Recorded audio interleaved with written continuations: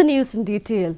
The Cabinet today has approved the Meghalaya Industrial and Investment Policy, keeping in mind the objective of the government to make the state a 10 billion economy.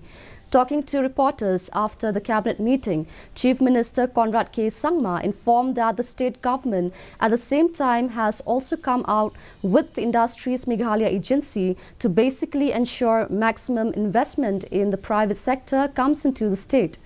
Informing that the policy is in line with the Northeast Industrial Policy, which was recently announced by the Government of India, he also informed that the government will provide certain incentives under the new policy like the capital investment subsidy and interest payment subsidy and certain GST and SGST reimbursement. Reservation policy.